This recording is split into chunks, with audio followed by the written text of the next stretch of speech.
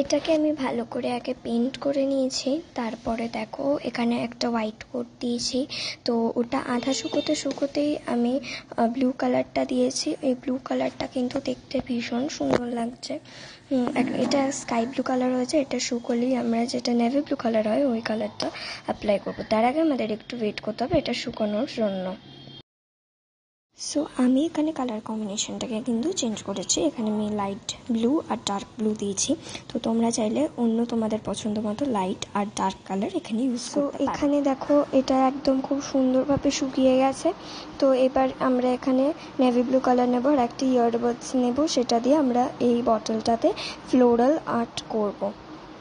So guys আমাদের কিন্তু floral art প্রায় কমপ্লিট হয়ে এসছে। তো এবার এই ফ্লাওয়ার্সগুলোর মাঝখানে আমরা হোয়াইট অ্যাক্রিলিক কালার দেবো। তো দেখো এখানে যেরকম এই ডটগুলো আছে ওগুলোতেও কিন্তু আমরা হোয়াইট অ্যাক্রিলিক কালার দেবো। তো তার আগে আমাদেরকে এটা ভালো করে শুকাতে হবে, নাহলে কিন্তু এই যে পেন্টিংটা এটা পুরো নষ্ট হয়ে যেতে পারে।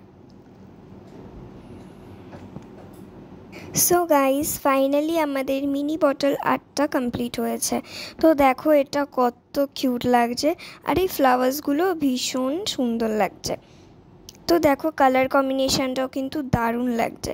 দেখো এই লাস্টে যেইগুলো দেখছো ওগুলোও কিন্তু আমি ইয়ারবাডসের হেল্পেই করেছি।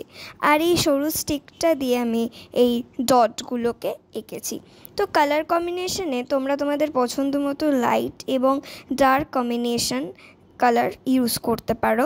তাতে কিন্তু তোমরা হোয়াইট কালারটাও দিতে পারো। তো তোমাদেরকে একটা কথা বলি যে এটাতে স্টোর করার জন্য তোমরা আর্ট অ্যান্ড ক্রাফটে যে আমরা স্টোনসগুলো ইউজ করি সেটাও কিন্তু আমরা এখানে রাখতে পারি। যেমন দেখো এই টাইপের স্টোনগুলোও কিন্তু এখানটা রাখা যায়।